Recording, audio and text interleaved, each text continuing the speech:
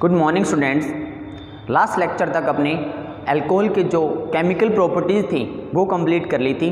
उसके बाद में अगर आप बुक में देखोगे तो एक छोटा सा पोर्शन और बचता है, असेंडिंग डिसेंडिंग ऑर्डर, आरोही या अवरोही क्रम बचता है। उसमें क्या है कि बहुत स्टेप में रिएक्शन की हुई है, आप देखना बुक में चेक करना।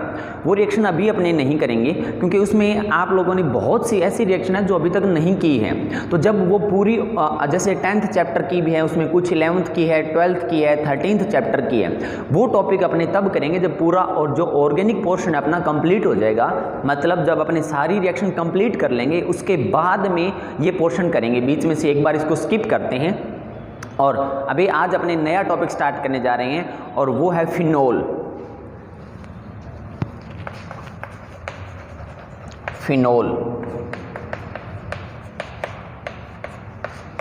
देखो, ये जो अपना चैप्टर चल रहा है इसमें अल्कोहल कंप्लीट हो गया, अब फिनोल और ईथर बचता है। फिनोल में बहुत अधिक रिएक्शन आप लोगों ने पढ़नी है। तो देखो फिनोल अपने स्टार्ट करने जा रहे हैं। फिनोल, ये सबसे पहले पता होना चाहिए कि फिनोल होता क्या है।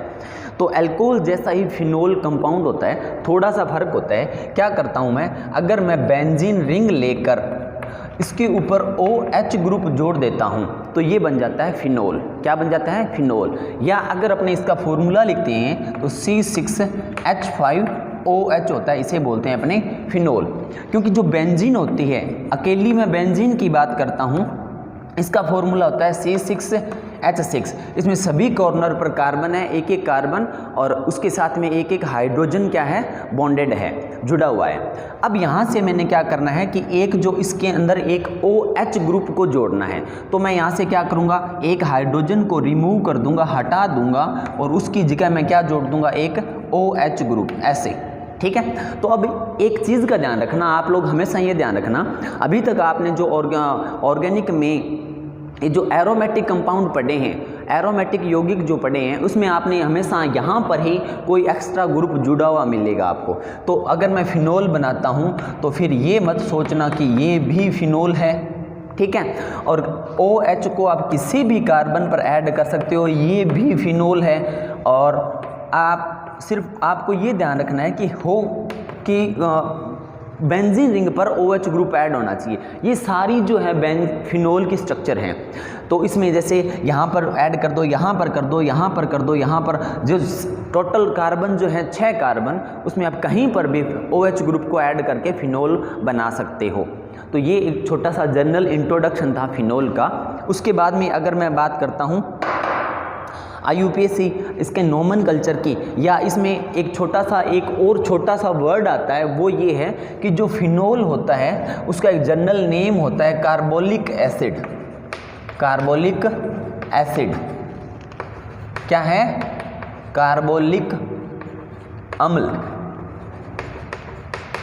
कार्बोलिक एसिड सामान्य नाम है, एक जनरल नेम है किसका? फिनोल का। तो फिनोल को फिनोल और कार्बोलिक एसिड 2 नेम से बताया जा सकता है, ठीक है।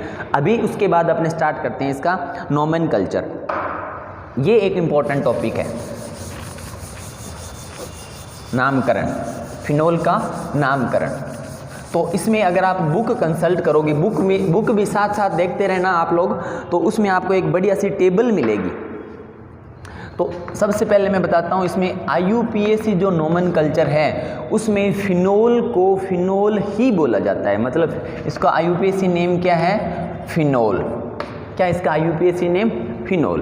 तो देखो, इसको IUPAC जो नोमेनकल्चर है उसको स्टार्ट करने से पहले अपने बात करते हैं, आपको ऑर्थो, मेटा और पैरा पोजीशन पता होनी चाहिए। वो कौन कौन सी होती हैं, कैसी होती हैं? देखो, मैं बात करता हूँ ऑर्थो पोजीशन की, ऑर्थो।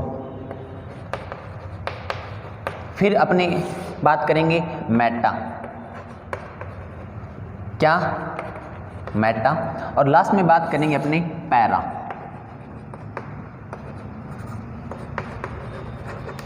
हालांकि बहुत से बच्चों को ये पोजीशन पता होंगी, परंतु फिर भी मैं बता देता हूँ। इसमें मुझे ये पता है कि कुछ ऐसे स्टूडेंट भी हैं जिनको ऑर्थो, मेटा और पैरा का पता नहीं है अभी तक।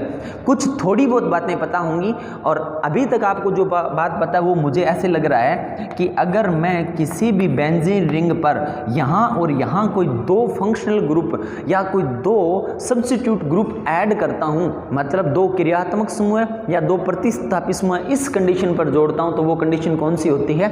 ऑर्थो। ठीक है। और ये मैं अभी जो पहले मैं बता रहा हूँ वो मैं ये बता रहा हूँ जो आपने 11th में पढ़ा है। ठीक है। देखो अब अपने नेक्स्ट एग्जाम्पल की बात करता हूँ। तो आपने अगर इस कंडीशन पर और इस कंडीशन पर कोई भी ABC XYZ कोई भी ग्रुप जो फंक्शनल भी हो सकता है और क्या हो सकता है, क्रियात्मक समूह भी हो सकता है और सब्स्टिट्यूट ग्रुप भी हो सकता है, मतलब प्रतिस्थापी भी हो सकता है। अगर इन दो कंडीशन पर जुड़ा हुआ है तो उसे क्या बोलेंगे? मेटा बोला जाता है। ठीक है। और अगर मैं बात करूं कि बेंजीन रिंग और यहाँ पर और इस ग्रुप पर, इन दोनों जगह क्या जुड़ा हुआ हो, कोई भी फंक्शनल ग्रुप या कोई भी सब्स्टिट्यूट ग्रुप अगर जुड़ा हुआ हो तो इस कंडीशन को क्या बोला जाता है? पैरा बोला जाता है। ये बात यहाँ तक आपने 11th में स्टडी की हुई है। अब उसके बाद देखो ऑर्थो की और कौन सी कंडीशन हो सकती है, आप और कौन सा ऐसा एग्जाम्पल लें जिसका आपने क्या नेम बोल सकते हैं? ऑर्थो वहाँ पर यूज कर सकते हैं। तो आपने ऑर्थो के साथ में ये ध्यान रखना है कि अगर कोई भी फंक्शनल ग्रुप और उनकी अगर मैं नंबरिंग करता हूँ तो वो 1 और 2 नंबर पर अगर ऐड है तो उसे ऑर्थो बोलेंगे। ठीक है। और अगर 1 और 3 नंबर पर कोई भी फंक्शनल ग्रुप या कोई भी सब्स्टिट्यूट, मतलब कोई क्रियात्मक समूह या कोई प्रतिस्थापी समूह जुड़ा हुआ है किस नंबर पर? 1 और 3 पर, तो उसे अपने क्या बोलेंगे? मेटा पोजीशन बोलेंगे।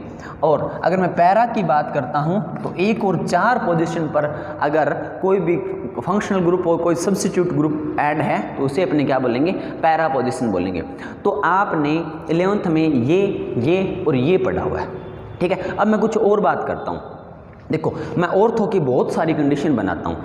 आप क्या करोगे कि 2 कार्बन नियर बाई कार्बन होने चाहिए, मतलब 2 पास पास वाले कार्बन पर बेंजीन रिंग के 2 नियर बाई कार्बन पर अगर कोई फंक्शनल ग्रुप ऐड है तो वो सभी पोजीशन ऑर्थो होंगी। कौन कौन सी होंगी बनाता हूँ मैं। ये और ये अगर मैंने बनाया ये भी ऑर्थो है। क्यों? क्योंकि यहाँ पर देखो 1 और 2, चाहे इसको 1 मान लो चाहे इसको 2 मान लो, कोई फर्क नहीं पड़ता। चाहे इसको 1 मान लो इसको 2 मान लो। अभी अपनों ने कोई फंक्शनल ग्रुप यहाँ पर ऐड नहीं किया।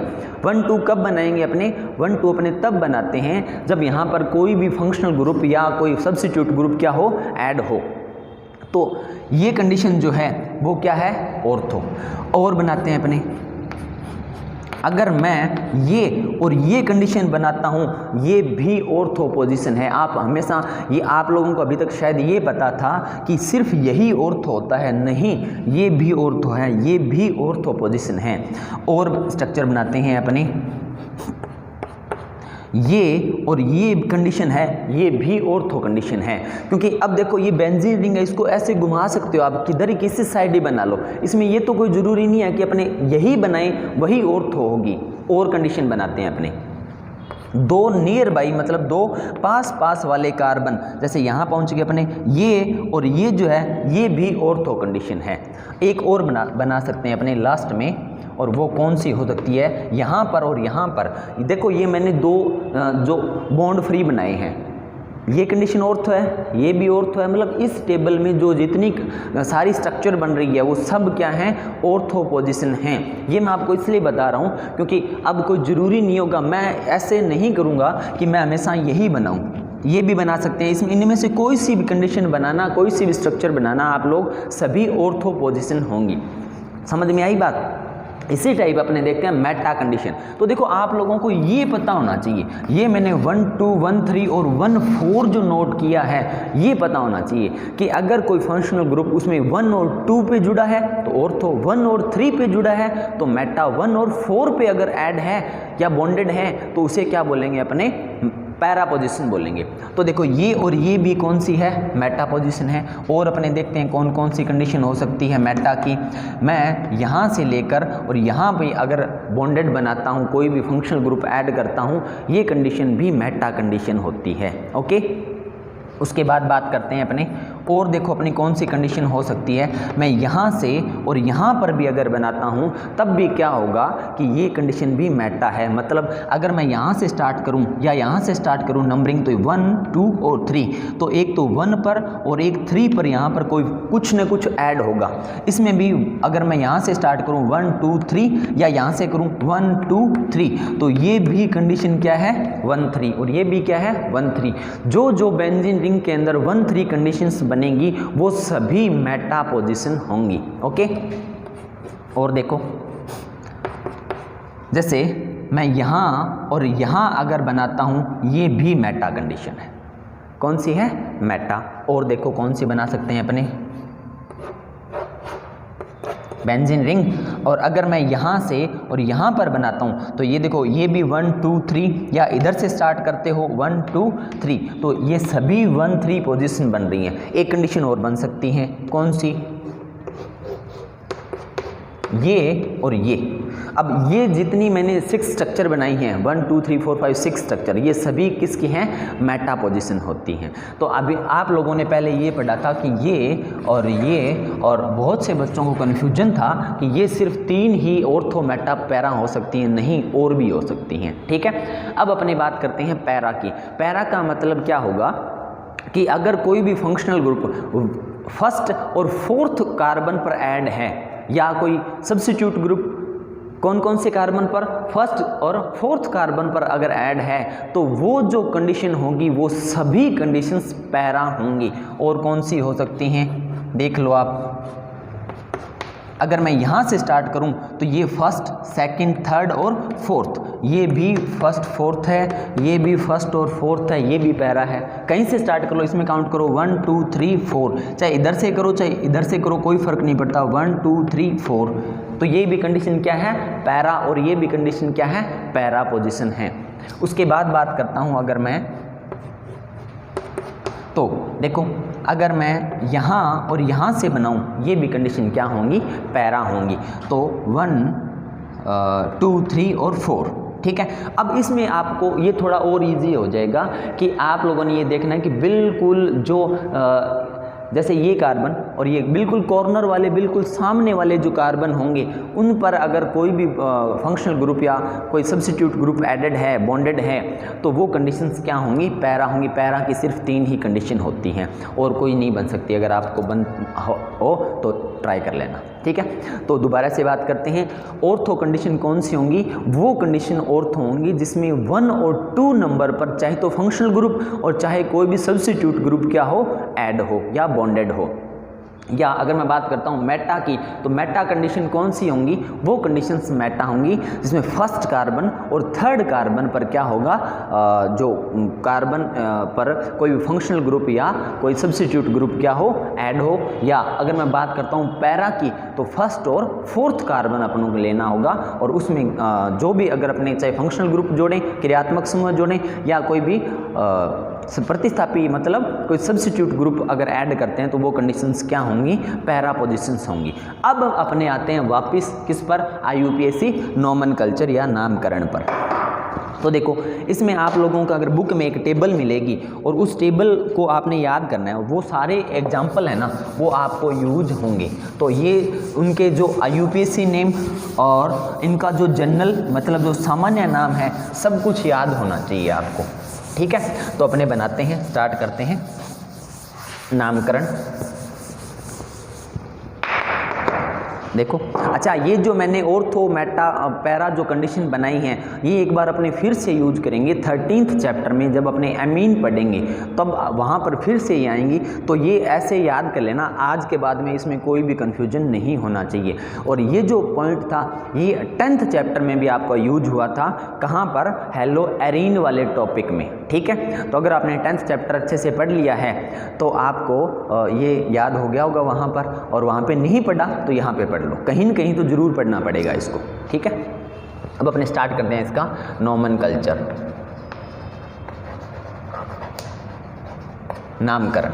देखो मैंने ये एग्जाम्पल लिया, फर्स्ट एग्जाम्पल, सबसे अपने स्टार्टिंग में जनरल नेम और इसका IUPAC, दोनों टाइप के अपने नेम देखेंगे कि किस टाइप से होते हैं ये। ओके, जनरल नेम या इसको कॉमन नेम भी बोल सकते हैं, सामान्य नाम। यहाँ पर मैंने OH ग्रुप ऐड कर दिया। कौन सा ग्रुप ऐड कर दिया? OH। तो इसका जो जनरल कॉमन नेम, सामान्य नाम और IUPAC नेम होता है, दोनों सेम होते हैं और दोनों ही होते हैं फिनोल। क्या होते हैं? फिनोल। क्लियर? उसके बाद अपने नेक्स्ट एग्जाम्पल की बात करता हूँ मैं। आपके बुक में जो एग्जाम्पल है उसी की बात करेंगे अपने। देखो यहाँ पर इसने OH जोड़ा है और यहाँ पर इसने CH3 जोड़ा हुआ है। अब आपको ये पता होना चाहिए कि ये जो CH3 है ये तो है सब्स्टिट्यूट, प्रतिस्थापी, और OH है वो है मेन फंक्शनल ग्रुप। तो इसमें अपने नंबरिंग स्टार्ट करेंगे और कहाँ से स्टार्ट करेंगे? 1 और 2 से स्टार्ट करेंगे। ओके, तो इसका जो जनरल नेम, जो कॉमन नेम होता है वो होता है ऑर्थोक्रिसोल। क्या होता है? ऑर्थोक्रिसोल होता है। और यही याद रखना है। ये अब क्यों आया, कैसे आया, इसका कोई मतलब नहीं है, क्योंकि जो सामान्य नाम होते हैं वो कैसे भी हो सकते हैं, उसमें कोई रूल्स नहीं फॉलो होते। ठीक है, अब अपने IUPAC नाम है उसमें अपने रूल्स फॉलो करेंगे। तो देखो ये फर्स्ट पोजीशन और ये सेकंड पोजीशन। सेकंड पोजीशन पर कौन ऐड है? मैथिल। तो इसको अपने क्या लिख सकते हैं? 2 मेथाइल या 2 मेथिल फिनोल। ठीक है, 2 नंबर पर, यहाँ पर 2 नंबर जो कार्बन है उस पर क्या ऐड है? CH3। और ये जो ग्रुप है ये क्या है? फिनोल, सिर्फ OH वाला। तो मैंने आपको बताया था कि आप ये मत सोचना कि OH जब यहाँ पे इस ऊपर वाले कार्बन पर जब ऐड है तभी फिनोल है, नहीं, कहीं पर भी आप ऐड करके फिनोल बना सकते हो। थर्ड एग्जाम्पल देखते हैं अपने, और वो जो है वो ये होना चाहिए शायद OH। अब देखो फर्स्ट सेकंड जो कंडीशन थी उसका नेम था ऑर्थो। फर्स्ट सेकंड कंडीशन का नेम क्या था? ऑर्थो बताया था मैंने। और ये जो है ये फर्स्ट और थर्ड कंडीशन है। यहाँ से 1 2 3 फर्स्ट और थर्ड कार्बन पर अगर कोई बॉन्डेड है, कोई भी सब्स्टिट्यूट ग्रुप या फंक्शनल ग्रुप, तो ये इसका नेम हो जाएगा मेटाक्रिसोल। अब ये अगर मैं मेटाक्रिसोल को और तरीके से कैसे बना सकता हूँ? देखो मेटाक्रिसोल के मैंने 6 स्ट्रक्चर बना सकता हूँ, जो कि मैंने यहाँ पे मेटा पोजीशन में बनाई थी। तो आप कहीं पर भी OH ऐड कर दो और यहाँ पर CH3 ऐड कर दो, ये भी मेटाक्रिसोल है। ठीक है, एक बार इनके नेम अच्छे से आने चाहिए, क्योंकि जो ऑर्गेनिक में आपकी जो रिएक्शंस पूछी जाएंगी वो आपको बाय नेम दी जाएंगी, और फिर आपको जो क्वेश्चन होगा उसमें सिर्फ नेम होगी, कोई भी स्ट्रक्चर नहीं होगी। तो सबसे पहले आपको स्ट्रक्चर बनानी है, फिर रिएक्शन को कंप्लीट करना होगा। तो देखो अगर मैं यहाँ पर OH ऐड करता हूँ और ये CH3 है, ये भी क्या है? मेटा कंडीशन है। तो कोई सी भी मेटा कंडीशन हो सकती है, जो कि मैंने आपको थोड़ी देर पहले अपने पढ़े थे भैया, मैंने आपको बताई थी। अब इसमें देखो फर्स्ट सेकंड थर्ड, तो इसका जो IUPAC नेम है वो क्या हो जाएगा? 3 मिथाइल फिनोल। क्या हो जाएगा? 3 मिथाइल फिनोल। इसमें कुछ एग्जाम्पल आप अपने आप कर लेना, कुछ मैं करवा दूंगा। सारे एग्जाम्पल IUPAC नेम वाले तो मैं नहीं करवाऊंगा। ठीक है, उसके बाद अपने देखते हैं एक एग्जाम्पल देखते हैं जिसमें 2 OH ग्रुप ऐड हैं। OH, ठीक है, 2 क्या है? OH ग्रुप हैं। तो इसका जो जनरल नेम होता है, सामान्य नेम होता है वो होता है CATECOL, कैटिकोल। क्या होता है? कैटिकोल बोलते हैं। इसमें कोई भी ऑर्थो और पैरा पोजीशन कुछ मेटा नहीं बनाना आपने। ये जनरल नेम जो है उसमें कोई रूल्स तो होते नहीं, उनके नेम आपको ऐसे कैसे याद करनी है। अब इसका अगर मैं IUPAC नेम बनाता हूँ तो देखो ये भी मेन फंक्शनल ग्रुप है, ये भी मेन फंक्शनल ग्रुप है, दोनों सेम है। तो चाहे तो इसको 1 बोल लो, इसको 2 बोल लो, चाहे इसको 1 नोट कर लो और इसको 2, कुछ फ़र्क नहीं पड़ता। तो इसमें अपने इसका जो IUPAC नेम है उसको कैसे बना सकते हैं? ये हो सकता है बेंजीन 1,2-डाइओल। मतलब बेंजीन रिंग जो है उसको हम लोगों ने पहले नोट कर लिया, बेंजीन, और 1 और 2 जो पोजीशन है 1 और 2, चाहे इसको 1 मान लो चाहे इसको 2 मान लो, कोई फर्क नहीं पड़ता। 1 और 2 पर 2 क्या जुड़े हुए हैं? OH ग्रुप जुड़े हुए हैं, तो बेंजीन 1,2-डाइओल हो जाएगा। ठीक है, और बात करते हैं अपने, अगर यहीं से बना रहा हूँ मैं, अगर इसको मैं यहाँ से हटा कर यहाँ लगा देता हूँ OH को, ठीक है, फिर इसका नेम क्या हो जाएगा? देखो इसका नेम देखते हैं अपने, पहले सबसे पहले जनरल नेम देखते हैं। इसको बोला जाता है रिसोर्सिनोल। रिसोर्सिनोल। ओके, और इसका अगर IUPAC नेम अगर अपने बनाते हैं तो वो हो जाएगा बेंजीन। अब देखो पोजीशन क्या है, 1 2 3, अब ये मेटा पोजीशन आ गई है ना, तो मेटा नहीं यूज करेंगे अपने यहाँ पर, और इसका IUPAC नेम क्या हो जाएगा, बेंजीन 1,3-डाइओल। क्या हो जाएगा, बेंजीन 1,3-डाइओल। और अगर मैं इसको यहाँ से हटाकर यहाँ ऐड कर देता हूँ तो इसका जो कॉमन नेम है वो हो जाएगा हाइड्रोक्विनोन या क्विनोल। जनरल नेम, कॉमन नेम क्या बोलेंगे, हाइड्रोक्विनोन या क्विनोल।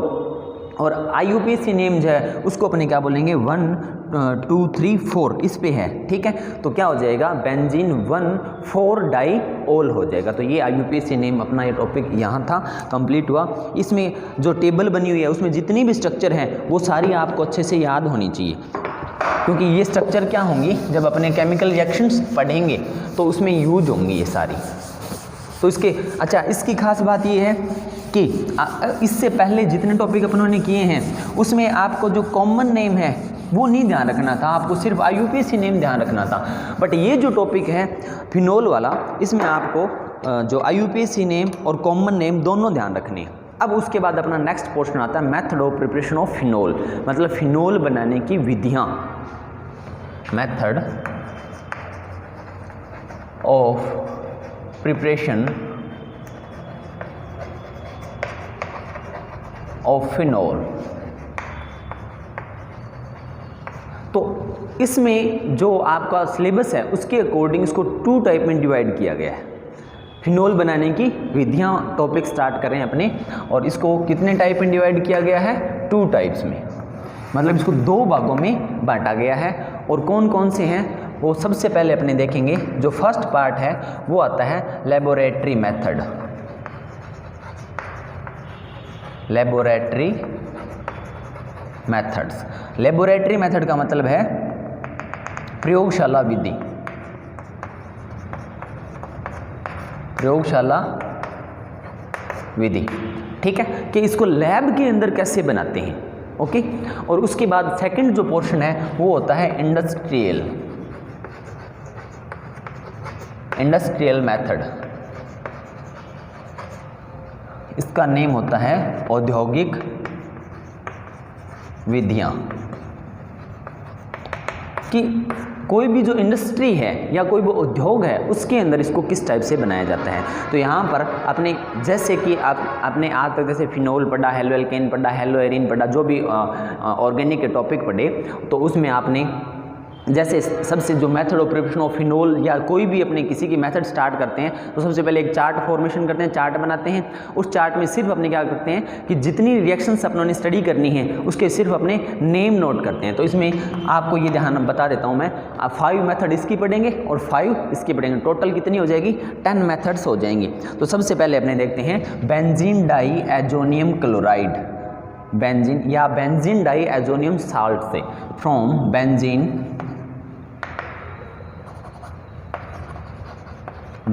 डाई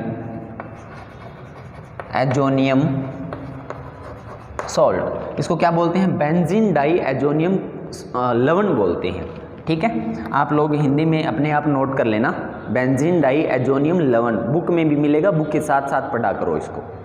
सेकंड मेथड जो है वो देखते हैं अपने hello Erin, from hello Erin. ये जो मेथड है वो 10th चैप्टर में आ चुकी है पहले, ठीक है। अगर आपने बाई चांस गलती से 10th चैप्टर पढ़ा है तो ये रिएक्शन है वो वहाँ पर पढ़ ली होंगी। उसके बाद में थर्ड पॉइंट अपने देखते हैं और वो है benzene sulphonic acid. Benzene sulphonic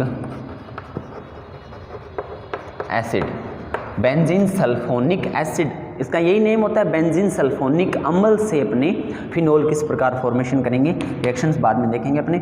और फोर्थ जो पॉइंट है वो होता है salicylic acid. Salicylic acid, salicylic अम्ल से फिनोल की फॉर्मेशन कैसे करेंगे। उसके बाद फिफ्थ और इसका लास्ट रिएक्शन, लास्ट पॉइंट आता है फ्रॉम GR, फ्रॉम GR मतलब क्या होता है, ग्रीनयार्ड रीजेंट, ग्रीनयार्ड अभिकर्मक से। ओके, अब अपने सबसे फर्स्ट में देखते हैं कि ये 5 टाइप की रिएक्शन अपने डिस्कस करेंगे और फिर अपने देखते हैं कि इंडस्ट्रियल मेथड में इसको किस टाइप से बनाया जाता है। फ्रॉम क्यूमीन, सबसे फर्स्ट आपकी आएगी क्यूमीन, ये वर्ड है क्यूमीन। और इसमें सेकंड देखते हैं अपने फ्रॉम कोल टार। कोल टार क्या होता है जानते हो क्या? COALTAR, नाम सुना होगा कोल टार। थर्ड जो है इसकी रिएक्शंस वो देखेंगे अपने oxidation of benzene, oxidation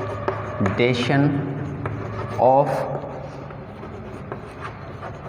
benzene. और जो फोर्थ इसकी रिएक्शन देखेंगे वो है एक राशिंग प्रक्रम या प्रोसेस, ऐसे ये वर्ड है राशिंग प्रक्रम, ओके। और उसके बाद जो फिफ्थ पॉइंट अपने डिस्कस करेंगे वो भी एक टाइप का कोई प्रोसेस है और उसे बोलता है डाउ प्रोसेस, डाउज प्रोसेस। कौन सा है? डाउ प्रोसेस, ऐसे लिखा जाता है ये डाउ प्रक्रम, ओके। तो ये 10 टाइप की रिएक्शन अपने डिस्कस करेंगे। सबसे पहले अपने देखेंगे लेबोरेटरी मेथड कितने टाइप की है, 5 टाइप की। और इंडस्ट्रियल मेथड ये भी कितने टाइप की है, 5 टाइप की। कौन कौन सी एक बार दोबारा से रिवाइज कर लेते हैं। सबसे फर्स्ट इसका है बेंजीन डाईएजोनियम सॉल्ट और हेलोएरीन, और फिर benzene sulphonic acid, salicylic acid from GR, okay. और इसमें देखेंगे अपने फ्रॉम क्यूमीन, कोल टार और oxidation of benzene, rushing process और डाउ प्रोसेस। अब इसमें मैं आपको बता देता हूँ कि आपने जब जैसे ये रिएक्शन जो यहाँ पर स्टडी कर ली, ये आपको 13th चैप्टर में फिर से पढ़नी है, ओके।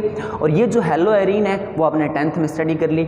और ये जो बेंजीन सल्फोनिक एसिड है, ये जो वर्ड है ये इस टॉपिक में बहुत ही ज़्यादा बार यूज होगा, इस रिएक्शन को अच्छे से पढ़ लेना, ओके।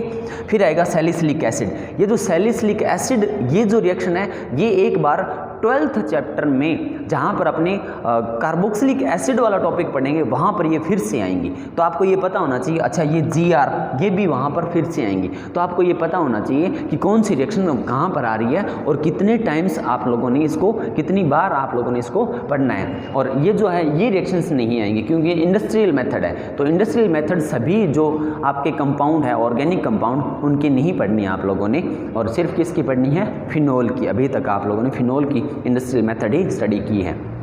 तो अपने कल स्टार्ट करेंगे इसकी मेथड ऑफ प्रिपरेशन ऑफ क्या फिनोल, और उसमें कौन सा टाइप देखेंगे अपने लेबोरेटरी मेथड, और ये स्टार्ट करेंगे, ओके। तो मैं ये चाहता हूँ कि जब अपने ये टॉपिक स्टार्ट करें इससे पहले आपको ये चार्ट अच्छे से क्लियर होना चाहिए। आज के लिए बस इतना ही, थैंक यू।